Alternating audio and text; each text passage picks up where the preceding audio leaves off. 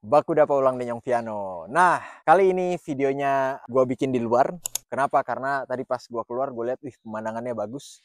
Jadi biar kalian juga menikmati pemandangan yang semi-semi sunset ini. Videonya ini bakalan tentang pengalaman salah satu temen gue. Dia datang dengan visa student, atau paling nggak begitu yang dia katakan. Karena banyak banget di sini yang bilangnya visa student, tapi ternyata visa turis misalnya. Visa yang ilegal untuk kerja gitu. Tapi gue sebenarnya nggak mempermasalahkan. Gue ya terserah aja, toh itu resiko kalian yang tanggung kan. Cuma khusus buat temen gue ini, gue udah ketemu 2-3 kali dan ya kelihatannya orangnya memang jujur, orangnya baik juga. Jadi ya mungkin gue nggak ngomongin dia ya yang menyembunyikan visanya itu, gua nggak ngomongin dia, tapi kebanyakan orang seperti itu, dan itu sebenarnya sangat wajar dan sangat bisa dimaklumi.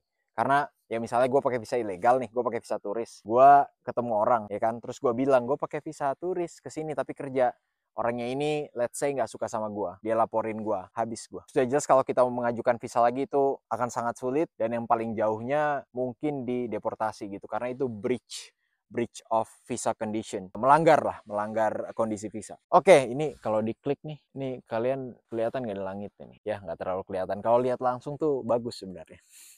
Nah, gue langsung bahas aja ya. Jadi ini pengalaman dia kerja cash in hand. Kerja dengan bayaran cash. Kenapa bayarannya cash? Gue udah pernah bahas di video lain bahwa student visa itu bisa kerja, boleh kerja, legal untuk kerja, tapi ada batasan waktu. Cuma boleh kerja 48 jam per 2 minggu. Oke, jadi lebih dari itu tidak boleh. Kalau kalian lakukan ya balik lagi tadi, breach of visa condition, melanggar kondisi visa. Dan itulah alasannya kenapa temen gue ini dan juga banyak visa student lainnya itu memilih kerja cash in hand. Kerja pakai cash karena tidak terdeteksi. Kalau transfer kan, apalagi yang pakai payslip, itu kan bisa dideteksi tuh, pemerintah tahu. Nah, kalau pakai cash, no trace, tidak ada bukti kalau kita bekerja dengan jam yang misalnya lebih dari 48 jam. Nah, ini ada beberapa kerjaan. Ada berapa nih? 1, 2, 3, 4, 5, 6 kerjaan yang dia share ke gua. Ini semuanya pengalamannya dia, dan ini pengalaman satu orang. Ini bisa kalian jadikan pelajaran. Ini informatif banget. Gue dengerinnya aja, dia cerita itu tertarik banget gitu. Dan gue bilang ke dia, boleh nggak gue masukin di video YouTube? Terus dia bilang ya boleh-boleh aja. Tapi ya sudah jelas, Identitasnya saya rahasiakan. pertama, kerja di restoran Malaysia.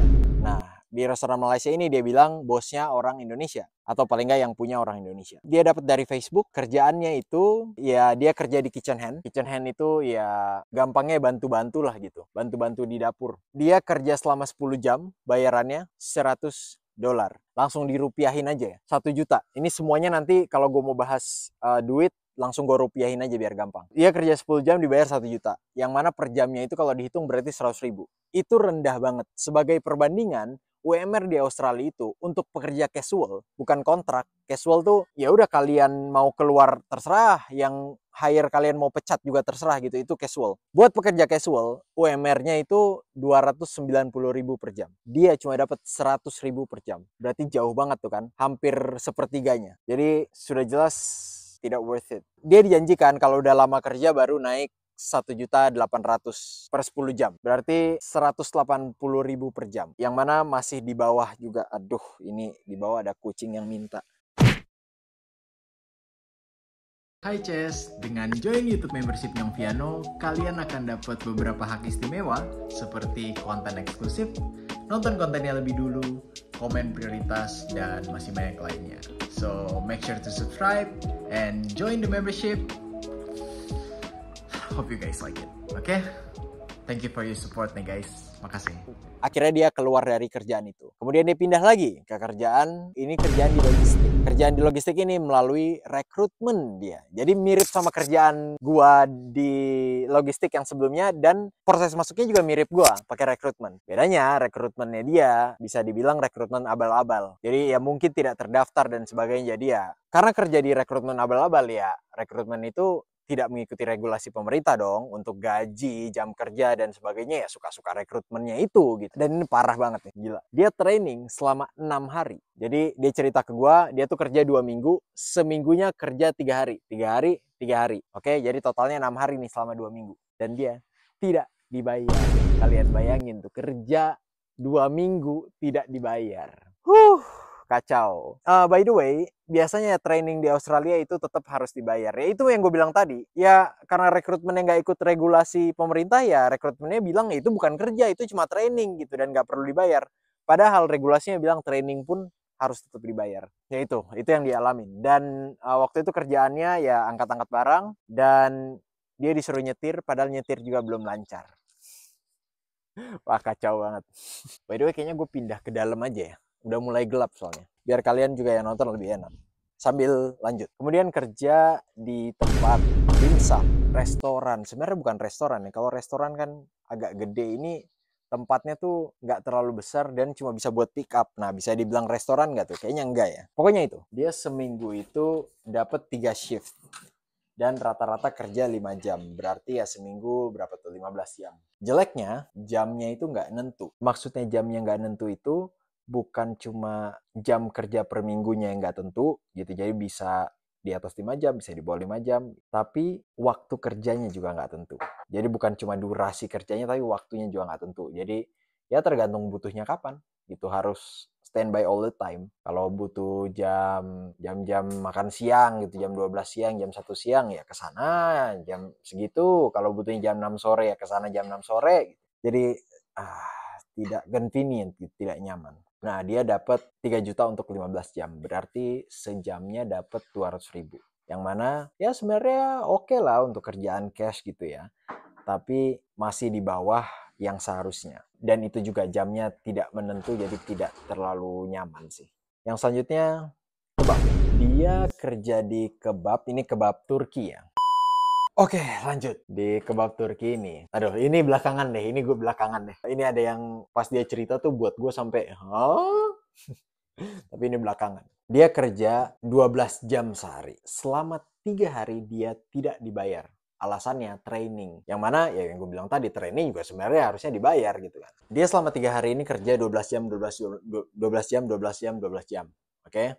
Dan tidak dibayar. Hari keempatnya baru dia dibayar. Tapi pas hari keempat, pas kerja, itu cuma dapat 6 jam. Jadi tidak 12 jam tapi cuma 6 jam. Dan bayarannya itu dia dapat 190.000 cash. Oke, which is oke banget dong, 190.000 cash. Oke lah. Untuk cash in hand itu oke.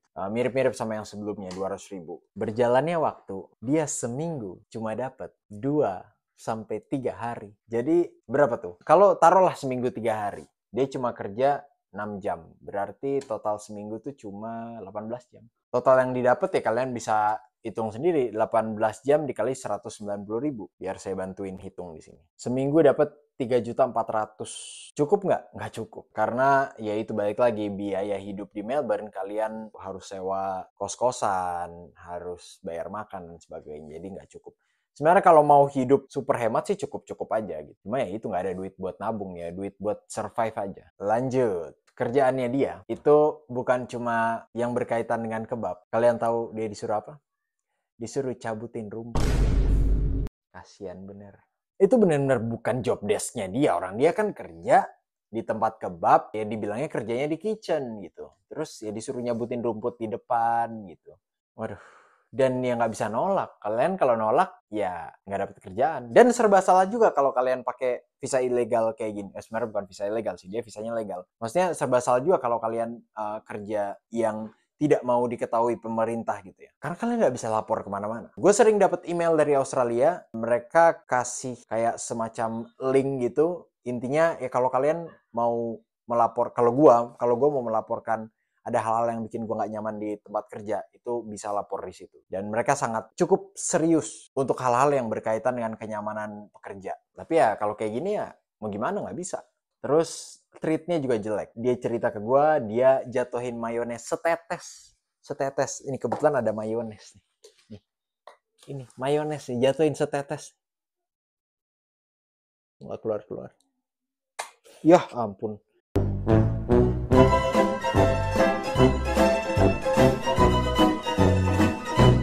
Ngapain sih gue pakai nyontohin? Ntar ya beresin dulu.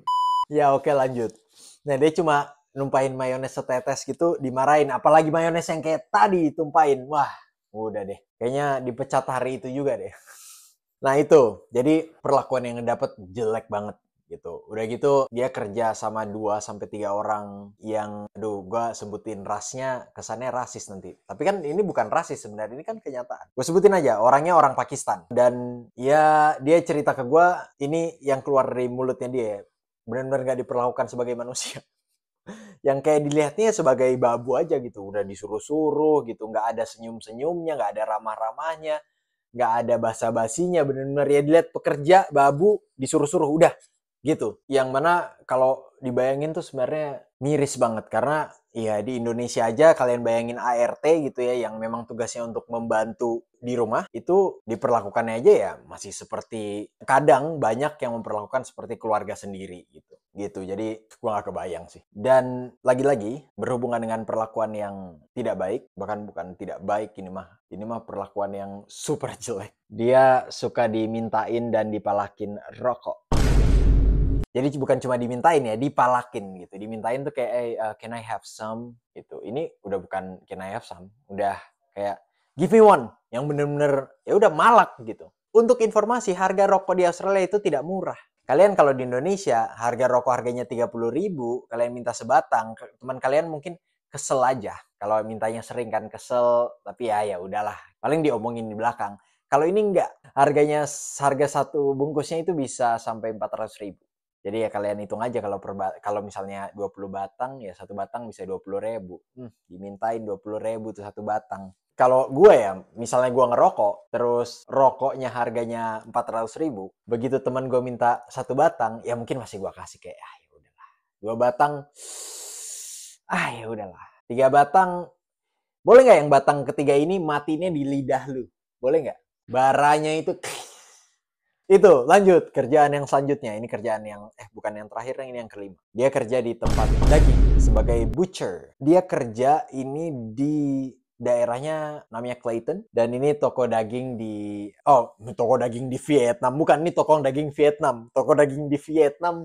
Kenapa tiba-tiba ke Vietnam? Kerjaannya dia motong daging dan motong dagingnya pakai alat dan dia bilang ini sangat risky atau sangat beresiko. Dia sempat deskripsiin ke gue, tapi karena gue bingung nulisnya gimana, nggak gue tulis di situ. Tapi seingat gue, dia deskripsiin tuh dia harus, gue akan deskripsiin sebaik mungkin ya, seingat gue. Itu dagingnya pokoknya dilewatin alat gitu. Dan itu dia bilang kalau kalian nggak konsen dikit aja, tangan kalian kena dan ya udah kepotong. Ya yang jelas bukan sesuatu yang nyaman karena ya itu sangat beresiko dan ya nggak punya pilihan gitu. Kalau nggak mau ya dipecat. Oh ini gue lupa nanya bayarannya berapa. Dia bilang itu di bawah UMR tapi nggak ada angka spesifik. Jadi tidak gue catat di sini. Yang jelas semua kerjaannya ini yang dia alami pakai cash itu bayarannya selalu di bawah yang seharusnya. Ya apa pakai bahasa Jakarta terus dari tadi Kang? Nyana ada bahasa Manado sama sekali. Nah mulai ini sampai ke belakang yang mana mungkin kurang beberapa detik lagi kita akan pakai bahasa Manado. Nah Kong itu pekerjaan terakhirnya dia jadi driver untuk antar-antar barang begitu. Dan ya sejauh ini sih dia menikmati karena dia bos bye-bye, terus gajinya juga oke walaupun masih di bawah UMR. Tidak spesifik dia kasih tahu tapi dia bilang ya masih di bawah cuma oke lah gitu dengan jam kerja yang lumayan oke. Dia per minggunya mungkin bisa dapat 8 sampai 10 juta gitu yang mana ya kalau sehemat bisa bawa pulang puluhan juta gitu. Bawa pulang tuh maksudnya bersih ya dapat yang bisa mungkin dikirim ke Indonesia dan sebagainya. Begitu. Untuk kerjaan yang terakhir dia bilang dia dapat dari temennya dia yang rekomendasiin. Jadi itu masukan juga buat kalian. Relasi itu penting di Australia. Banyak banget cerita yang gue denger. Bahasa Indonesia lagi. Bahasa Jakarta. Manado. Banyak sekali cerita yang kita udah dengar. Dorang dapat kerja dari dorang petamang begitu. Jadi dari teman ke teman atau ya kayak kita sekarang ini kerjaan dari petamang sebenarnya, but still the point is relasi itu penting sekali. Kesimpulannya adalah ya kerjaan cash in hand itu kalian harus siap tidak enaknya. Ini pengalaman yang dialami teman kita petamang, so pasti banyak orang lain juga alami. Mungkin yang nonton YouTube ini ada yang kerja cash in hand dan punya pengalaman yang tidak mengenakan, boleh silakan komen di bawah. Tapi tentunya juga ya ada juga yang pengalamannya ya baik-baik aja gitu. lancar-lancar aja begitu. Ini sebagai perspektif aja, ya apalagi kalian mau kerja dengan bayaran cash harus siap-siap gitu, siap-siap mental, siap-siap fisik dan sebagainya. Mudah-mudahan jadi informasi yang cukup informatif buat kalian, terutama kalian-kalian yang baru mau memutuskan kerja di Australia atau yang sudah di Australia. Sebenarnya nggak harus di Australia aja sih, bisa juga mungkin di luar negeri situasinya serupa, nah itu bisa dijadikan pelajaran juga. Oke, segitu aja. See you on the next video.